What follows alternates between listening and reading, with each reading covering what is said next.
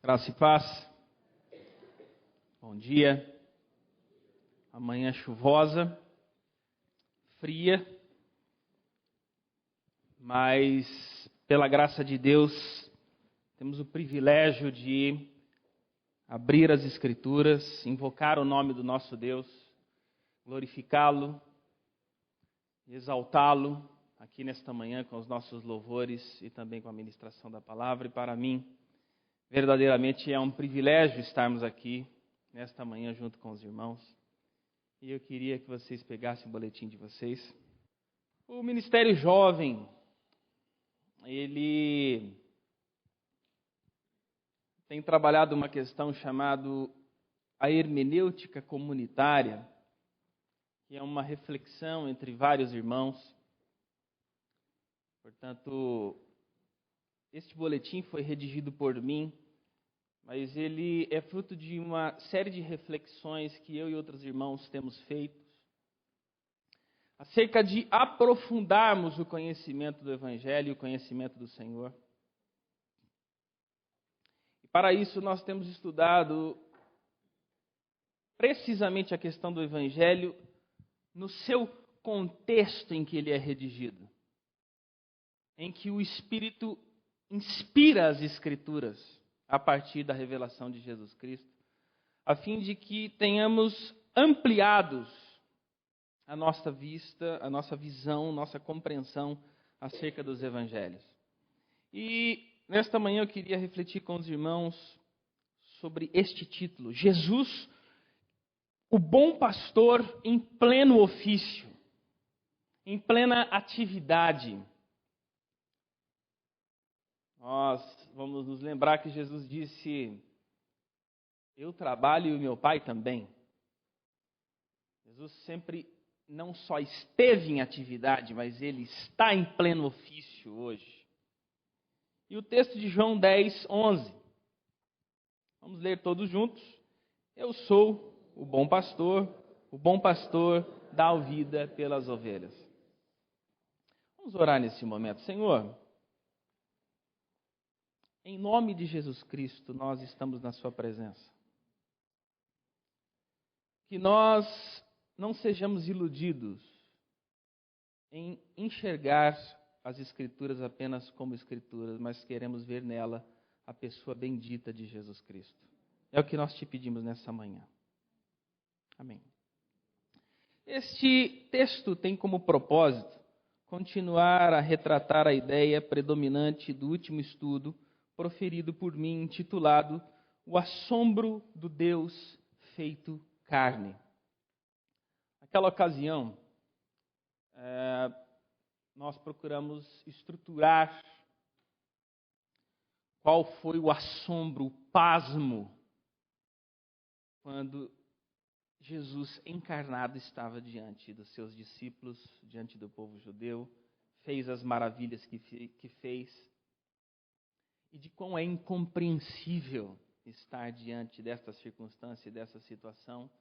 Por isso o nome, o assombro do Deus feito carne. E aquele princípio que nós aplicamos naquele estudo, procuraremos replicar neste de agora. Então, naquela ocasião, procuramos demonstrar a indissociabilidade entre Deus e Jesus presente em todo o Evangelho de João. Como é recorrente, como é marcante o fato de que Deus e Jesus serem a mesma pessoa.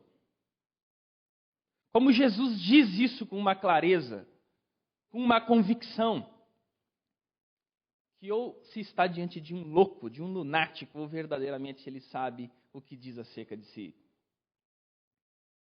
Deus e Jesus, portanto, são indissociáveis. Isso está presente, isso é a marca do Evangelho de João. A ideia fundamental e que transcorre todo o Evangelho de João é de que Deus e o Pai, Jesus, o Filho, são um.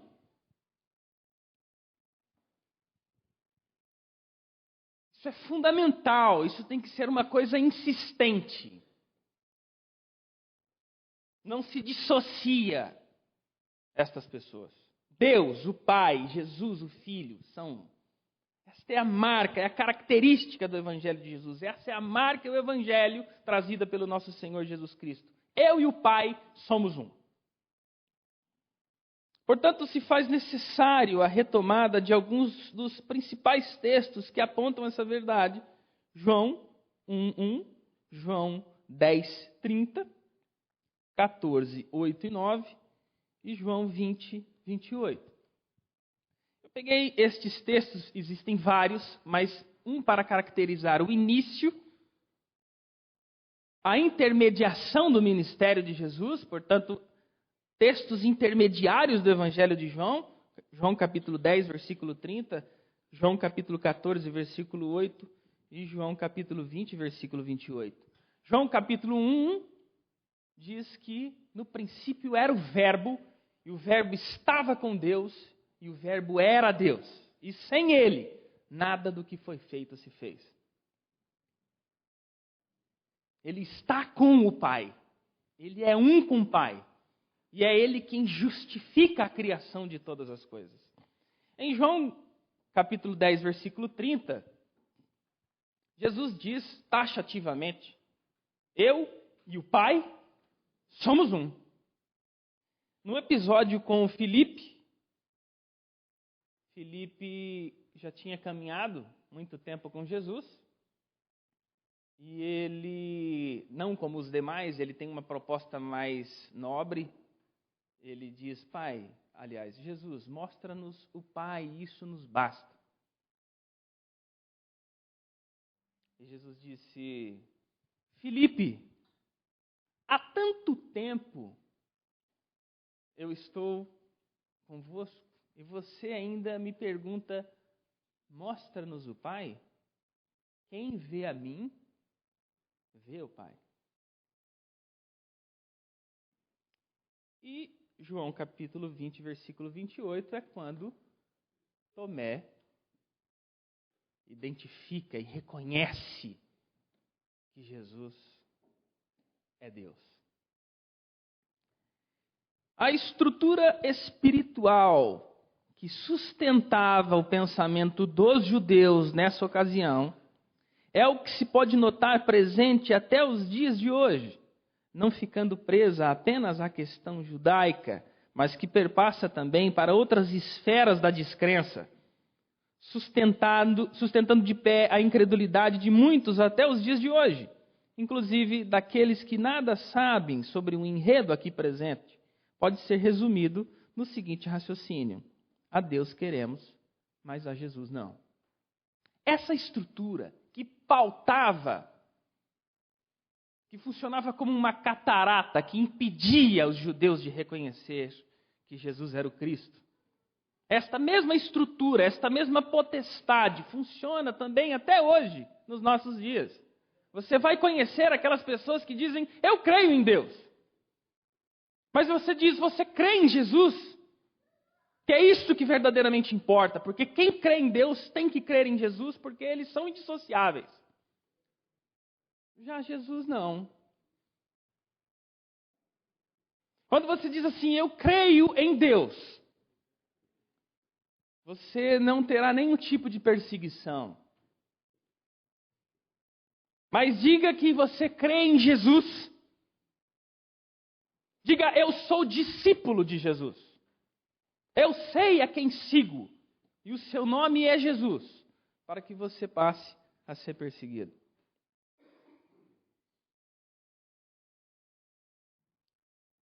Eu conheço muitas pessoas que dizem: eu creio em Deus. Deus, para estas pessoas, nada mais é do que um título. Uma coisa vazia, que se você pergunta o nome, ele não sabe.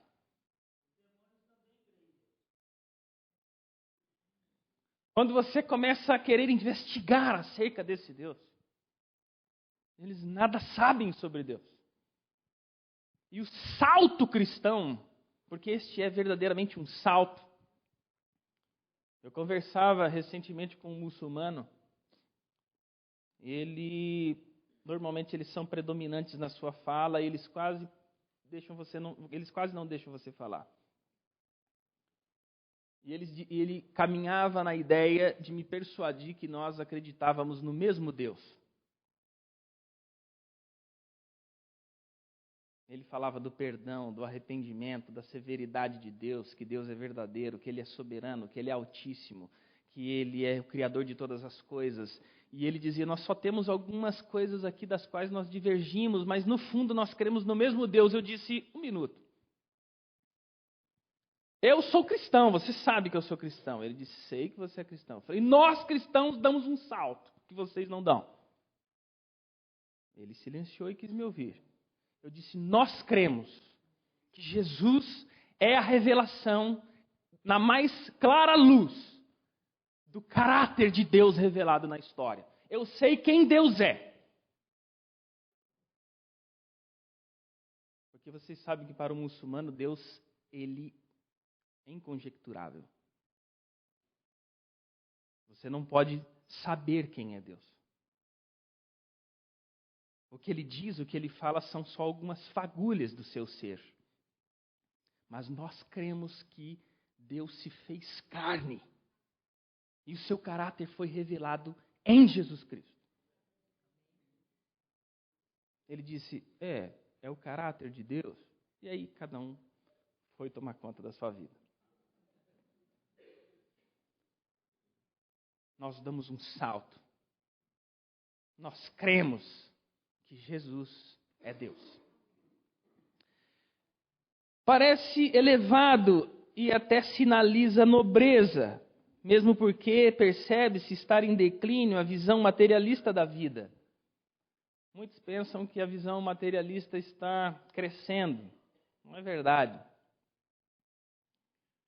Muitos não querem ser contados entre os materialistas históricos, áridos e insensíveis.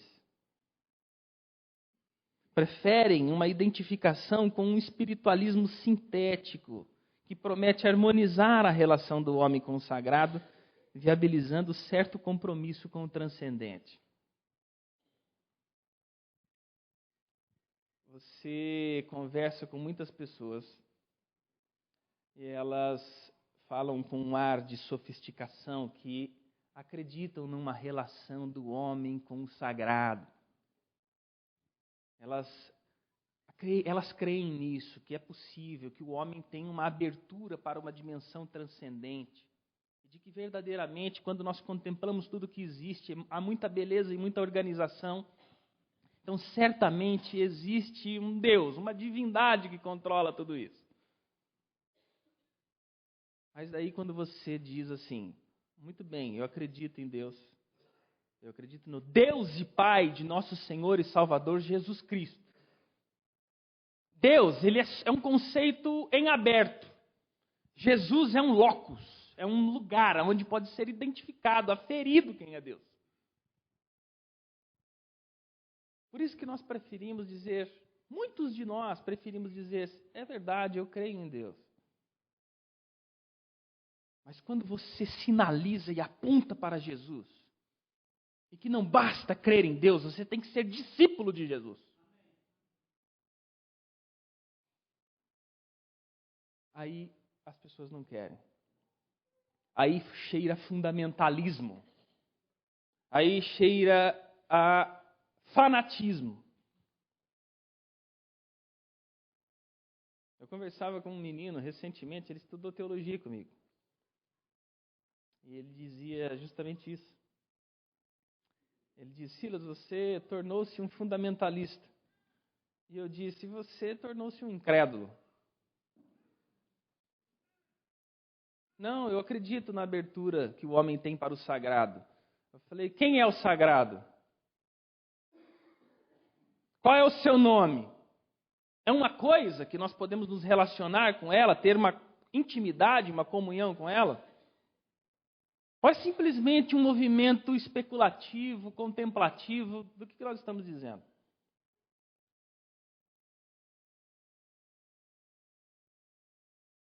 Pilares, irmãos. Fundamentos.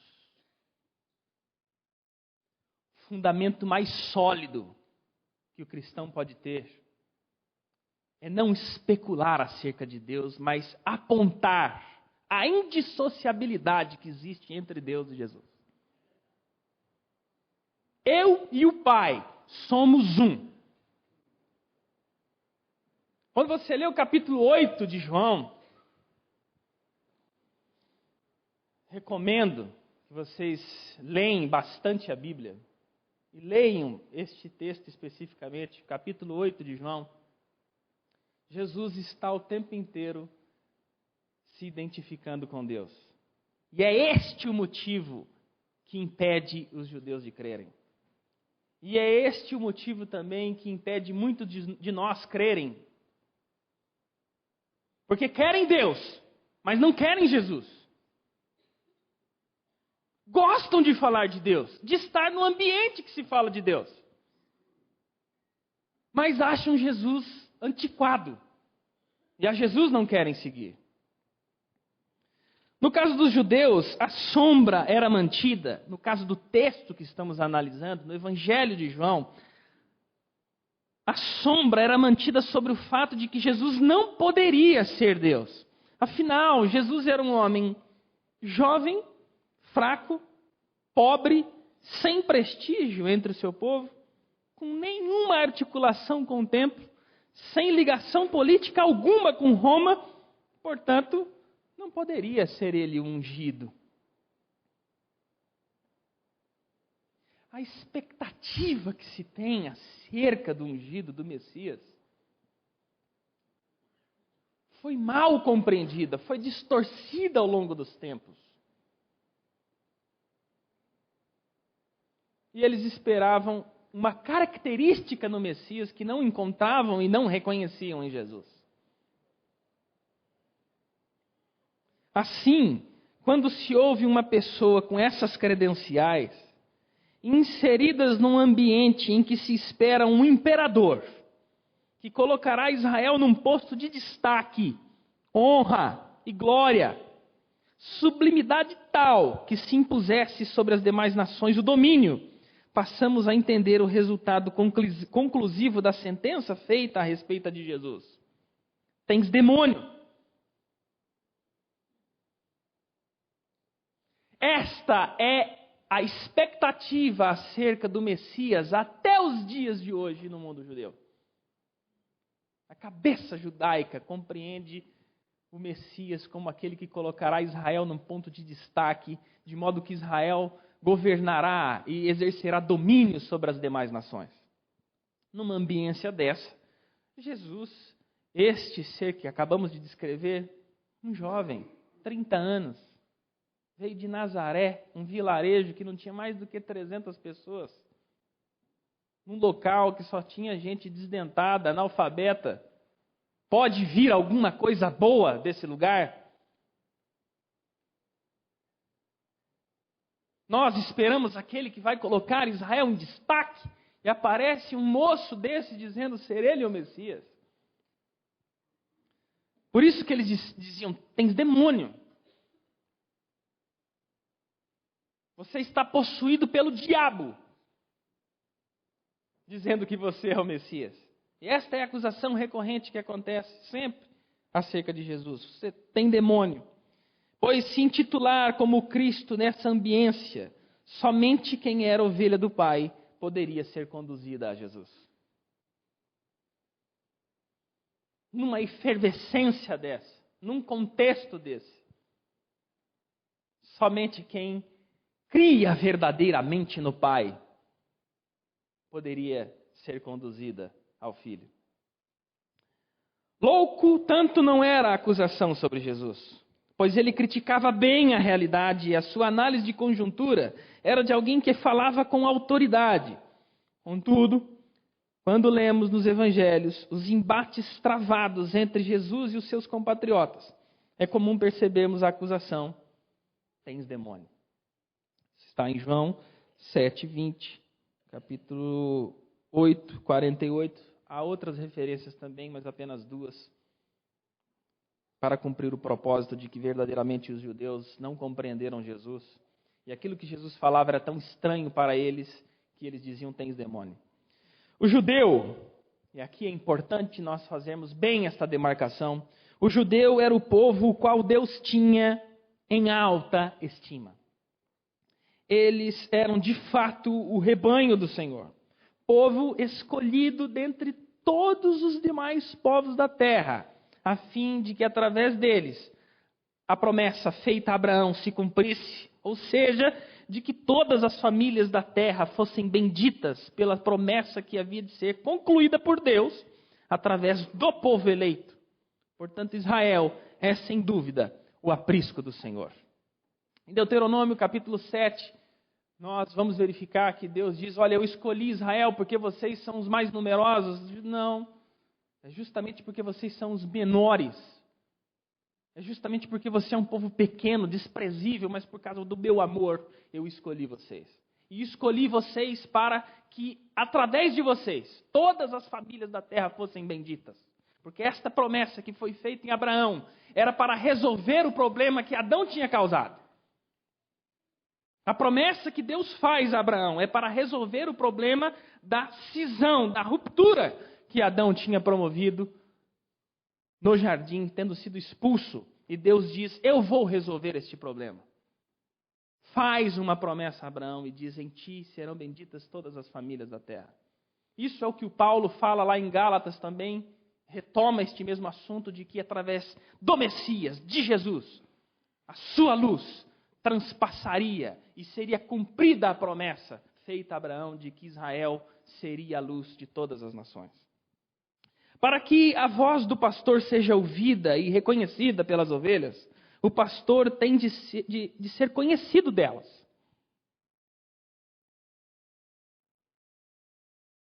Nós somos citadinos, nós não sabemos o que é a vida do campo. Eu também não sei. Eu tenho que ir lá no YouTube ver como é que funciona. Quando o rebanho é chamado por uma pessoa que não é o seu pastor, ela não vem nem dar bola para ele. Mas quando chega o pastor é aquele que já tem um relacionamento com as suas ovelhas. Elas escutam a voz da ovelha porque ela é o pastor. Porque o pastor já cuida delas. Sempre as alimentou. Sempre esteve com elas. Repito, para que a voz do pastor seja ouvida e reconhecida pelas ovelhas, o pastor tem de ser conhecido delas. Seguir o pastor é fruto de um relacionamento consolidado, não iniciado como se as ovelhas fossem surdas até aquele momento, ou ainda que o pastor lhes estivessem sido apresentadas naquele instante. Não! Israel é o aprisco do Senhor. Jeremias capítulo 23 demonstra muito claramente isso. É pastoreado por ele desde os tempos dos patriarcas.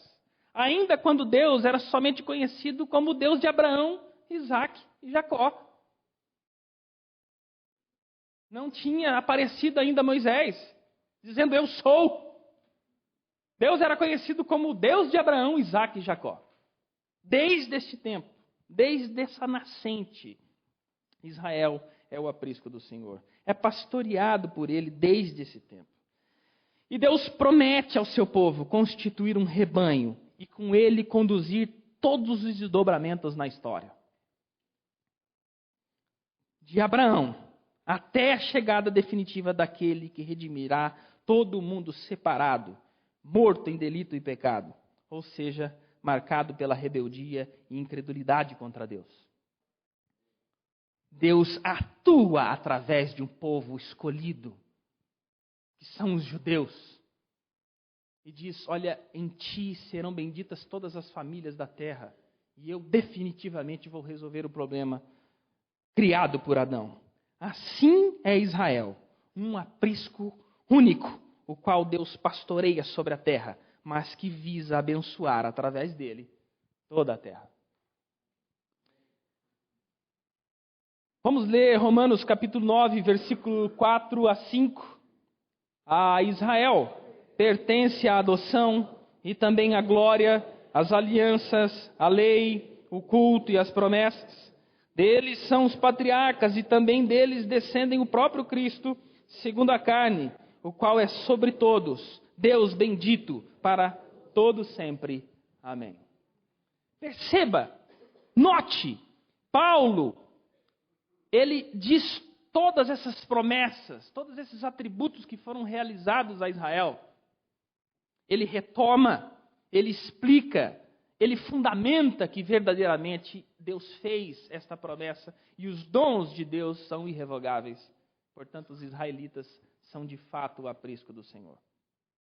Mas note no finalzinho, o qual é Deus bendito para todo sempre.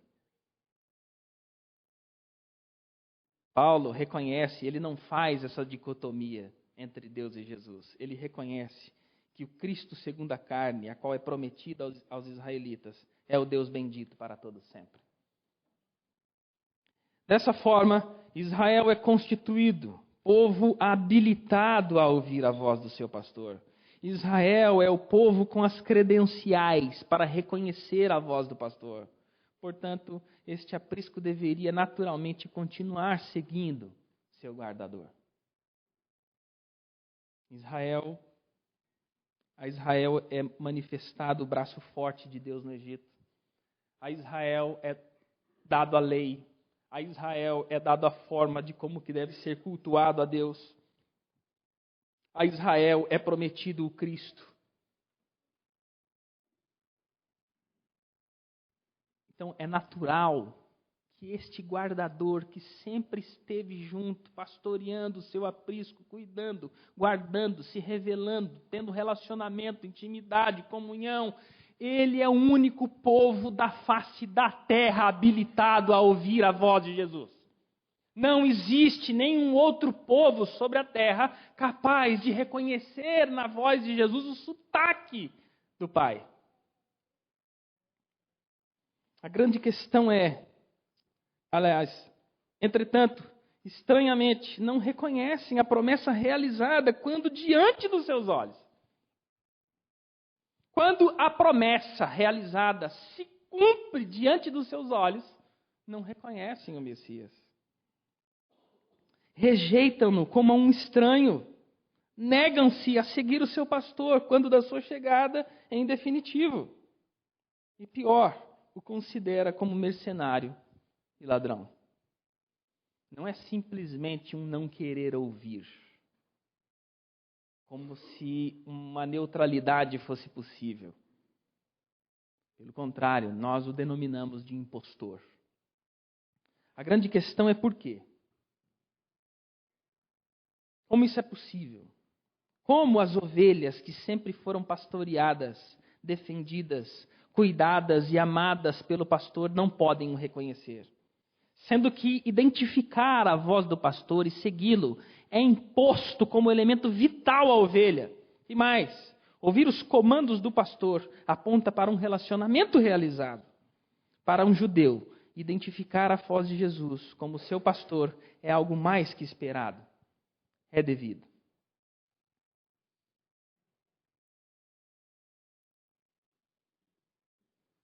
Jesus, ao falar, deveria ser reconhecido como o Messias. Contudo, Jesus explica por que não ouvem sua voz e tece a detalhes por que não seguem.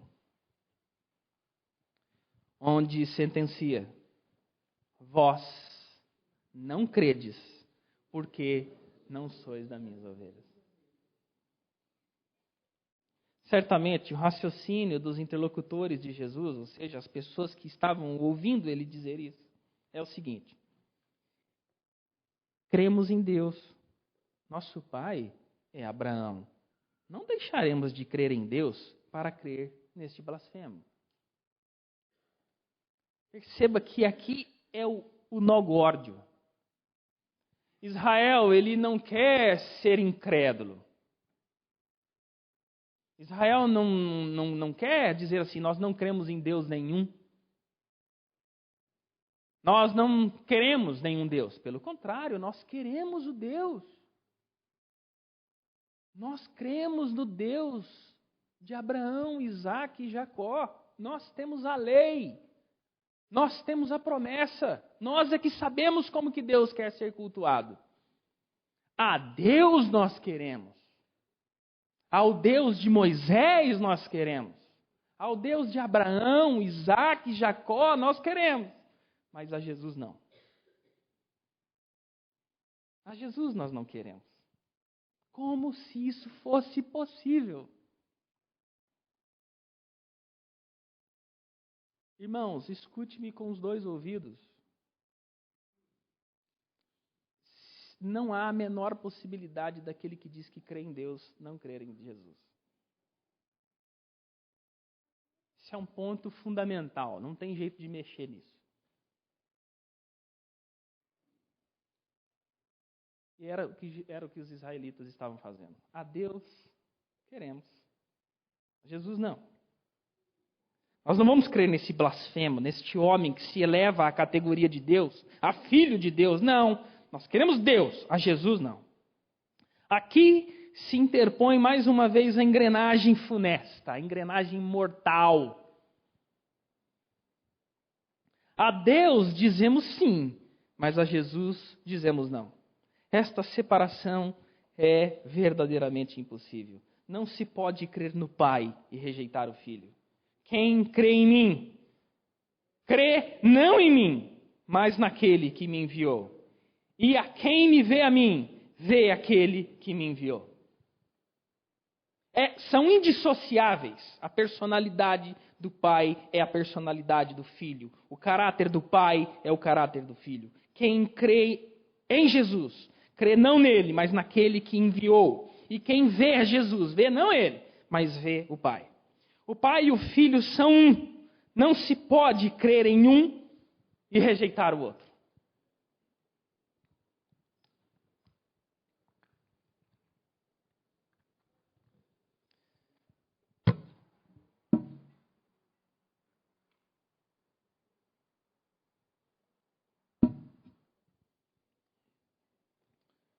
O fato decisivo dos judeus não crerem em Jesus está relatado pormenorizadamente em João 5, 37 a 47.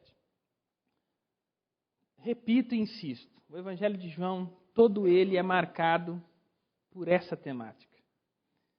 No capítulo 5, 37 a 47, é aonde está de forma mais intensa isso que estamos analisando no Evangelho de João. Jesus diz: vocês não creem em mim, não creem em Jesus, porque não creem no Pai. Jamais ouviram a sua voz, nem viram a sua forma. Não creem no Filho, porque não creem no Pai que o enviou. Não creem no Filho, porque não creem na palavra do Pai. Não creem em Jesus, porque não o encontram nas Escrituras.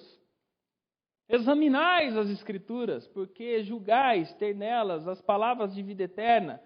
Todavia, elas testificam de mim, apontam para mim, sinalizam para mim, mas vocês não querem vir a mim para terem vida.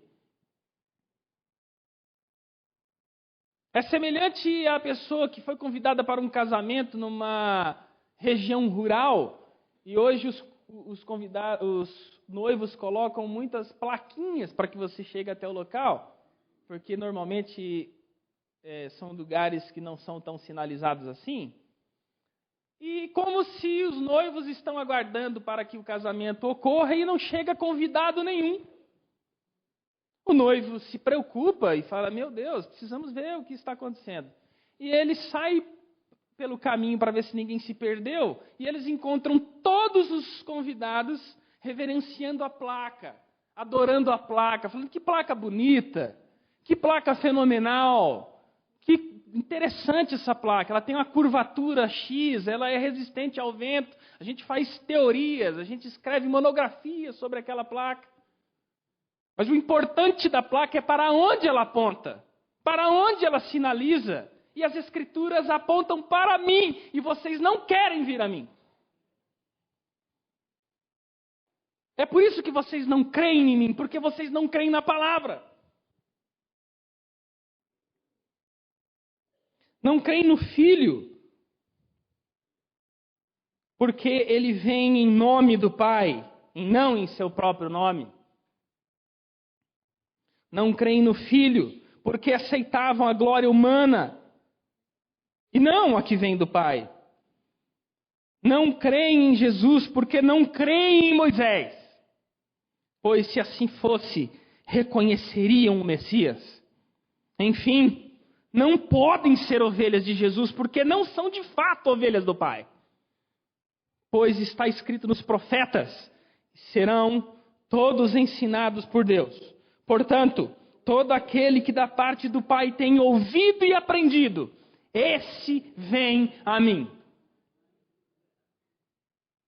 Quem conhece do Pai, quem sabe do Pai, este vai a Jesus.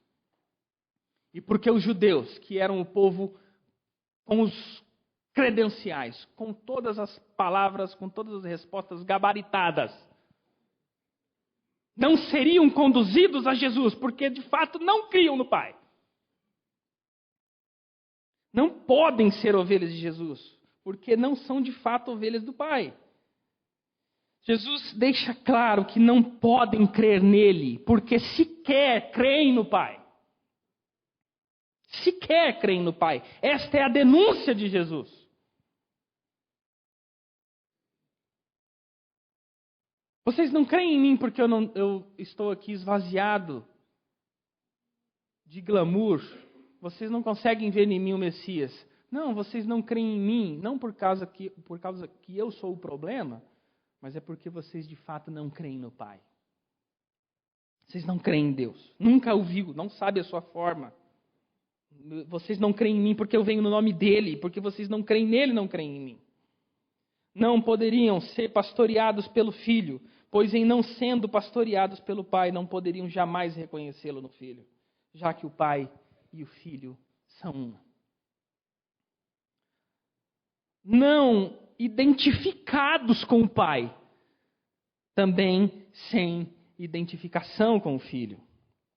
Todavia, o remanescente que sempre permaneceu no aprisco do Pai, ouvindo o Pai, crendo em sua palavra, estes seriam dados a Jesus. Estes o Pai leva e conduz até os cuidados do Filho, e o Filho promete ressuscitá-lo no último dia. É com esta estrutura do Evangelho, é nesta engrenagem, é neste movimento que a boa notícia chegou até nós.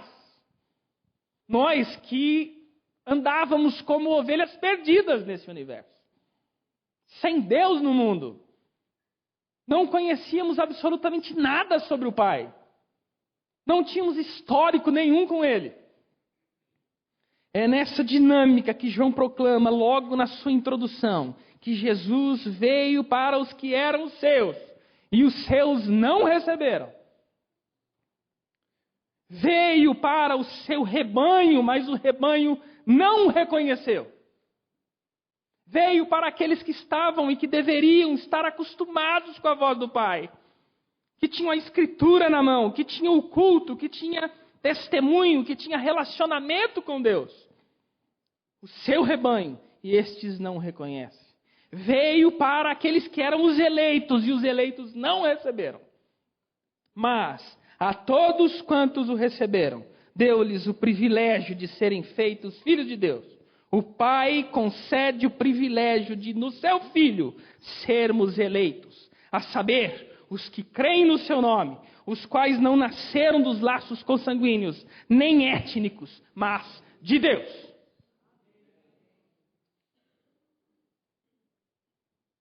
Nos é apresentado Jesus. Nós olhamos para Jesus, reconhecemos nele o Messias, vemos que Jesus é a voz de Deus que tremula na história. Nós que não éramos povo, por crer em Jesus, recebemos o privilégio de sermos feitos seu filho, a saber os que creem no seu nome. O texto de João, capítulo 1, 12, certamente na sua escritura, na sua Bíblia, está escrito assim: deu-lhes o poder de serem feitos.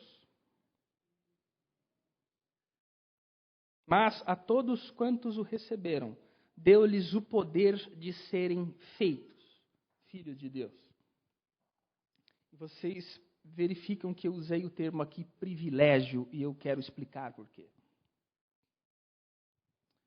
A palavra traduzida poder é exousia. E exegeticamente, corretamente, deveria ser direito de ser feito filho de Deus. Poder, para mim, eu tenho dificuldade de entender poder para ser feito. Quando você pega, por exemplo, a areia, você não concede poder à areia para ela ser feita vidro. Se você conferisse poder à areia, ela deveria receber poder para se tornar vidro. Poder para ser feito. Você não confere poder ao barro para ele ser feito um vaso. A linguagem fica difícil de ser assimilada. Correto seria direito, mas nós temos um texto aqui de mais de 1900 anos. Com o avanço das nossas democracias, a palavra direito, ela ficou corrompida de certa forma, porque direito pressupõe uma obrigação. Se a pessoa tem direito, existe um outro que tem uma obrigação. Então nós não podemos receber o direito, porque senão Deus teria uma obrigação. Mas repito, é porque o significado da palavra está doente. Por isso que encontra mais guarida no meu coração a palavra receber o privilégio de ser feito filho de Deus. Quem recebe o privilégio de ser feito filho de Deus? O texto explica, a saber, os que creem no seu nome. Creia em Jesus Cristo e você não perecerá. Permanece incrédulo em relação a Ele e você está perdido eternamente.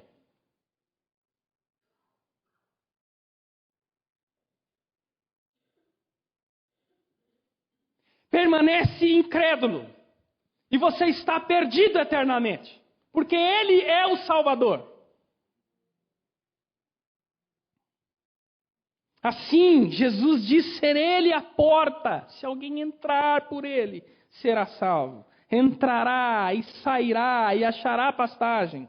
A nós, os que cremos em seu nome, nos é concedido o privilégio de chegarmos a Deus mediados pela obra graciosa de Jesus naquela cruz do Calvário. É preciso identificar naquela cruz do Calvário, não naquela cruz, é naquela cruz do Calvário, onde nos aproximamos diante de Deus, tendo já a lei sido cumprida em Cristo. O judeu quer alcançar a justiça, mas aquela que decorre da lei. Nós encontramos a justiça, nós que não a buscávamos, encontramos pela fé em Jesus. E diante de Jesus estamos diante da lei já cumprida. Este é o anúncio do Evangelho, de que a obra foi realizada, cabalmente, executada em cada um dos seus detalhes. De modo que quando entramos por Jesus, somos declarados justos diante da sua presença. Não trazemos nenhuma obra de justiça apresentada pelas nossas mãos, mas unicamente o sangue do Cordeiro, aquele em quem Deus tem total contentamento. Crendo na suficiência da obra expiatória, reconciliatória de Jesus realizada ali naquela cruz, onde nós, identificados com Cristo, morremos para o pecado e ressuscitamos para Deus, a fim de viver para com Deus, se relacionando com Deus. É isso que é a vida eterna. A vida eterna é essa, que te conheçam, ó Jesus, como único Deus verdadeiro. E este relacionamento com Jesus é que vai ser a vida eterna, porque a eternidade é conhecê-lo. Nós, os que não éramos povos de Deus, agora, porém, em Cristo somos. Vamos ler Gálatas capítulo 3, versículo 29. Dessarte, não pode haver judeu, nem grego, nem escravo, nem liberto, nem homem, nem mulher, pois todos vós sois um em Cristo Jesus. E se somos de Cristo, também somos descendentes de Abraão e herdeiros segundo a promessa. É em Cristo que está a nossa descendência. Se estamos em Cristo, estamos salvos. Se cremos em Jesus, seremos salvos. Porque existe alguma obra de habilidade praticada por você? Não! Eu estou em Cristo, naquele que é o perfeito. Estou identificado com Ele. E depois dessa identificação, só depois dessa, é que podemos dizer: vivo não mais eu, mas Cristo vive em mim. Mas e a vida que você vive agora? Você não vive pecando? Não, vivo pela fé, na fidelidade do Cordeiro de Deus, na fidelidade dele, que me habilita a ser aceito pelo Pai.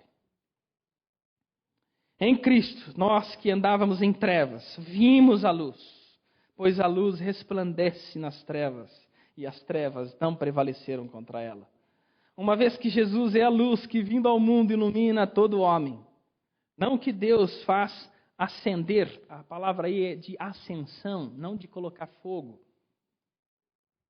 Deus não faz acender, Deus não eleva os pecadores, e os pecadores ascendidos, elevados, passam a ouvir a voz de Deus como numa experiência transcendente e elevada. Não!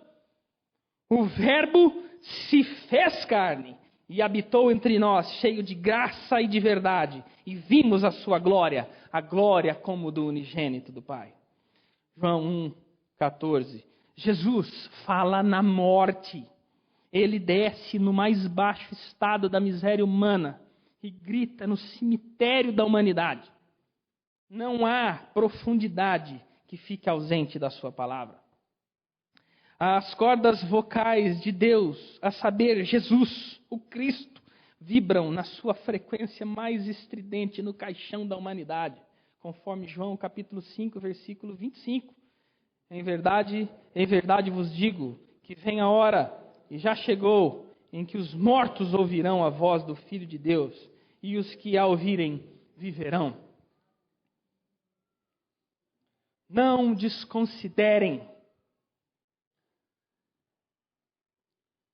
Não somente escute a voz de Jesus, mas escute a voz de Jesus. Ouvir de fato é considerar a voz do bom pastor. Ele que leva seu pastoreio até as últimas consequências. Em João 10 nós vemos que Jesus leva o seu pastoreio até as últimas consequências. Ele diz: o mercenário não tem compromisso com as ovelhas. Eu, no entanto, quando o lobo se aproxima, eu me coloco entre o rebanho, eu dou a vida pelas minhas ovelhas. Ele vai até as últimas consequências para defender o seu rebanho. Ele não foge quando a depressão, o medo, o pânico chegam, quando o fracasso, quando as desilusões, quando aquelas noites que nós não conseguimos dormir, quando o medo e a depressão do futuro nos assedia, quando o pânico se instala em nós, quando o desespero se anuncia, ele se põe como bom pastor em pleno ofício. Entre a ameaça e o seu rebanho, firma os pés e considera a vida das ovelhas maior que tudo. Ele que ama por toda a eternidade. A ele seja dada a honra, a glória, porque Deus lhe deu um nome que está acima de todo nome, cujo nome todo joelho no céu e na terra há de se dobrar e confessar que Jesus Cristo é o Senhor, para a glória de Deus Pai. Louvado eternamente e acima de todos os nomes, seja o nome do nosso Senhor e Salvador Jesus Cristo. Amém.